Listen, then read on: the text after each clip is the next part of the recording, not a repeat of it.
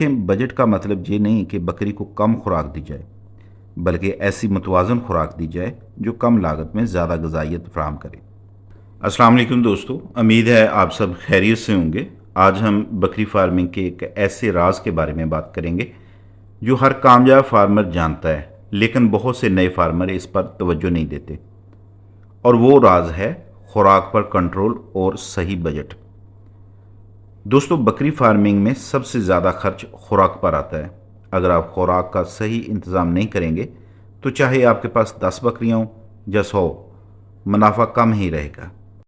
बहुत से फार्मर सिर्फ ये सोचते हैं कि बकरियों को खुला छोड़ दो, वो खुद चर लेंगी, लेकिन सिर्फ चराने से हमेशा बेहतरीन नताइज नहीं मिलते। गर्मी, बारिश या खुश्क मौसम में चारा कम हो जाता है, जिससे बकरियों की सेहत और वज़न मुतासर होता है।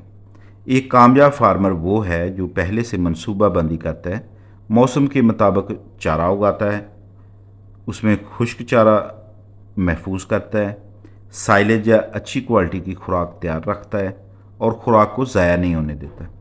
याद रखें, बजट का मतलब ये नहीं कि बकरी को कम खुराक दी जाए, बल्कि ऐसी मुतवाज़न खुराक दी जाए जो कम लागत में ज़्यादा ग़िज़ाइयत फ़राहम करे। अगर एक बकरी की रोज़ाना की खुराक की लागत आप सिर्फ 20 से 30 रुपये भी कम कर दें तो महीने और साल के हिसाब से ये हज़ारों बल्कि लाखों रुपए की बचत बन सकती है।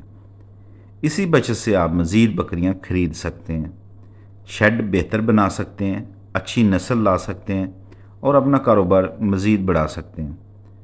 दोस्तों, मेरा मशवरा है कि हर बकरी की खुराक का रोज़ाना रिकॉर्ड रखें, मकामी और सस्ता चारा ज़्यादा इस्तेमाल करें, खुराक को ज़ाया होने से बचाएं। हर महीने अपनी लागत और मुनाफा का हिसाब ज़रूर करें।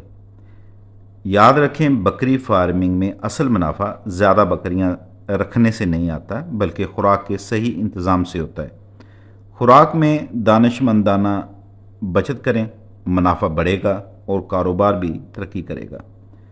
अगर आप बकरी फार्मिंग के बारे में मज़ीद अमली मालूमात, टिप्स और तजर्बात जानना चाहते हैं तो वीडियो को लाइक करें, चैनल को सब्सक्राइब करें और बेल आइकन को ज़रूर दबाएं ताकि आने वाली हर नई वीडियो आप तक सबसे पहले पहुंच सके।